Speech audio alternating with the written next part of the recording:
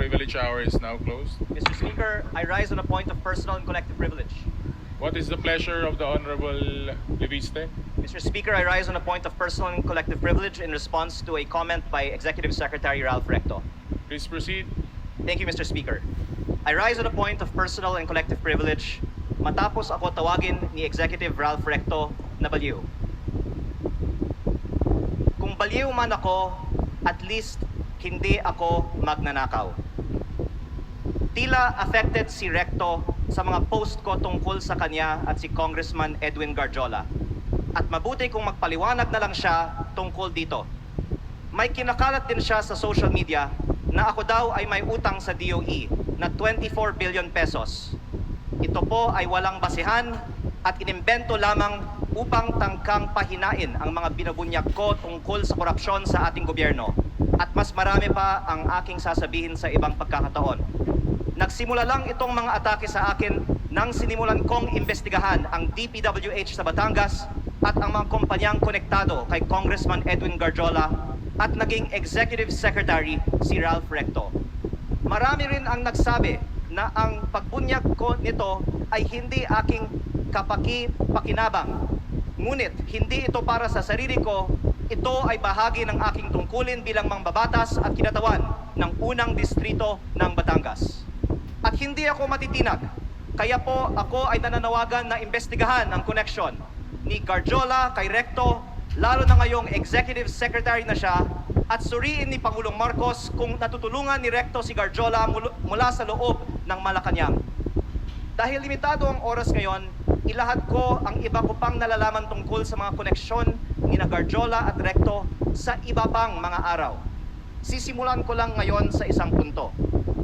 Ayon sa aking tansya at pananiliksik, mahigit 1 billion pesos ang ginastos ni Congressman Edwin Garjola para kay Vilma Santos Recto at Lucky Manzano sa iba pa nilang mga kandidato at sa sarili niya bilang first nominee ng CWS party list sa 2025 elections. Sa aking distrito, ang tansya ko ay 150 million. At ayon sa ibang mga politiko, gumastos sila ng 200 o 300 million sa kanilang distrito. Kaya sa 6 na distrito ng Batangas, sinasabi ng iba na aabot ng 2 bilyon ang ginastos ni Recto at Garjola. Lalo't mas malaki pa ang ginastos sa Lipa. Pero hindi po ko bubuksan ang mga kinatawan ng Lipa sa aking pahayag na ito. Pero sabihin na lang natin na 1 billion pesos ang ginastos ni Recto at Garjola sa 2025 elections. Noong April 16, 2025 naman, inimbita ako ni Congressman Garjola na mag-dinner sa kanyang bahay sa Punta Fuego na Cebu sa aking distrito kasama si Secretary Recto na makikita sa mga picture na ibinahagi ko sa Facebook para hingin aking tulong para kay Vilma at Lucky. Pagkatapos, umikot ako kasama si Cong Garjola at mga tauhan ng mga Recto sa iba't ibang bayan ng aking distrito upang i-endorse ko ang V. Lucky sa mga leaders ko.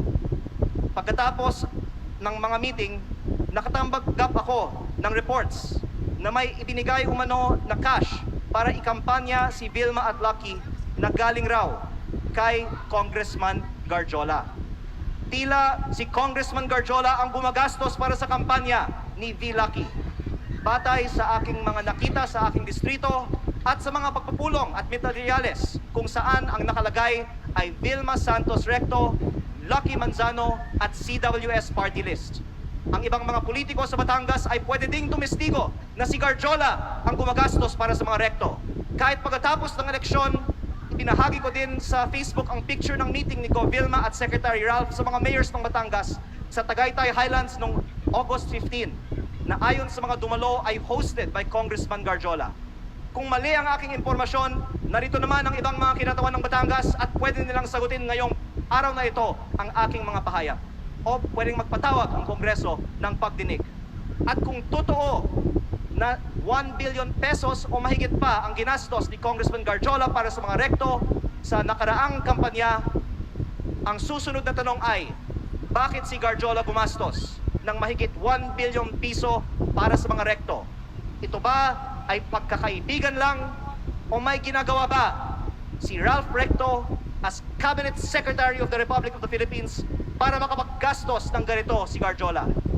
Sa aming dinner noong April 16, inalok ako ni Congressman Garjola na magpartner sa kanya at kay Secretary Recto sa pagnenegosyo sa DPWH sa aking distrito. Sa sistema raw na ginagawa nila noon pa sa Lipa at sa ibang mga bayan. Tukuyin ang mga lugar para sa mga road opening ng DPWH. Sabihan ko daw sila pag meron akong mga nakita para makasama sila sa bilihan ng lupa. Kayang tumulong daw sa pagpondo ng mga proyekto ng DPWH si Secretary Recto dahil siya ay nasa kabinete at si Kong Garjola din ay malakas daw sa DPWH at maaaring siya na ang bahala sa kontraktor.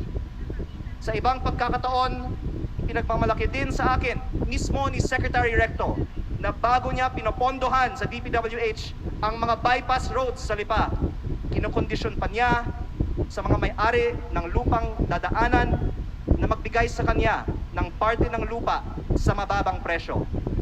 At iba't ibang mga tao ay nagkwento din sa akin na gawain ni Recto ito. Kung lehitimo man ito, mabuti at maging transparent si Secretary Recto sa kanyang yaman.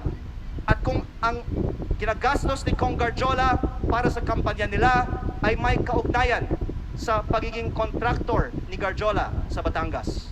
At sa halip na tumigil ang mga ito matapos pumutok ang flood control investigations, mayroon bagong regional director, ang DPWH 4A na si Carolina Pastrana na dating Batangas 3rd District Engineer, ang distrito ni Congressman Garjola sa Mataas na Kahoy, Batangas, na sinabi ay pinili ni Recto dahil siya ngayon ay Executive Secretary na may hawak ng appointments sa Malacanang.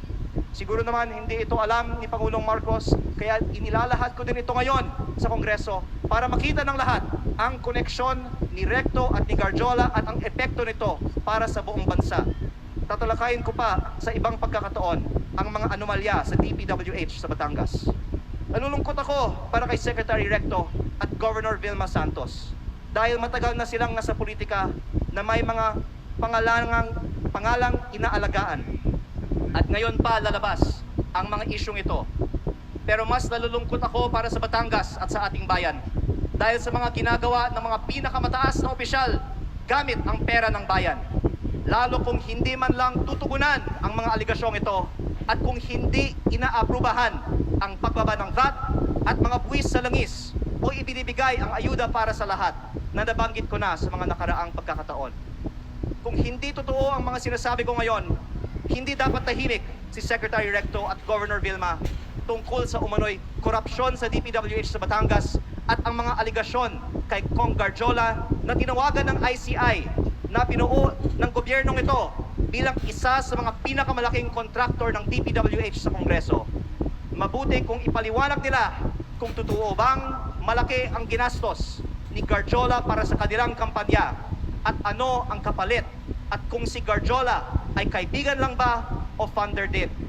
At kung hindi sasagutin ni Secretary Recto ang mga aligasyong ito, kinahamon ko si Yusek Claire Castro sa susunod niyang press briefing na sagutin kung tama ba na may ganitong aligasyon kay Executive Secretary Recto, bakit hindi pa sinasalang si Secretary Recto sa Commission on Appointments at kung ayaw din ba nilang buksan ang mga detalye ng dalawang kasong plunder ni E.S. Recto sa Ombudsman. Mabuti ding magpaliwanag si Yusek Castro kung bakit ba talaga natanggal sa pwesto si Executive Secretary Lucas Bersamin nang walang paliwanag at ipinalit isang respetadong dating Chief Justice ng Supreme Court sa isang taong ngayong may dalawang kasong plunder sa Ombudsman. Panghuli, hindi lingid sa atin na binomba ang kotse ni dating Batangas Governor Arman Sanchez. Mapanganib ang politika sa Batangas kapag malaking tao ang inyong binabangga. Kaya kung ito man ang aking huling pagkakataon, nais kong dagdagan, hindi lang DPWH ang posibleng pagkukunan ng pondo ni Recto at Garjola. Dahil ayon sa mga politiko sa iba't ibang mga bayan ng Batangas, ang nasa likod ng STL operator ng Batangas, Refresh Gaming, ay si Recto at Garjola. na ang isang humaharap para sa kanila ay si San Juan Vice Mayor Anthony Marasigan, kahit na iba ang mga tao sa GIS ng kumpanya. Habang nasa kabinete ng Republika ng Pilipinas si Secretary Recto, mayroon bookies o second table ang refresh sa kanyang sariling lalawigan. Kaya nananawagan din ako sa Kongreso na imbestigahan ang operations ng Refresh Gaming Corporation sa Batangas. Ang mga politiko sa Batangas ay maaaring tumestigo na dahil si Governor Vilma Santos ay nasa Kapitolyo, si Executive Secretary Ralph Recto sa Malacanang, at suportado sila ni Congressman Garjola, kompleto ang makinarya para gawing negosyo ang Batangas.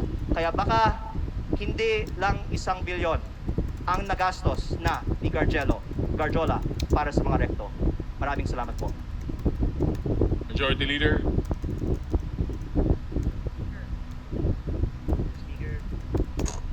Mr. Speaker,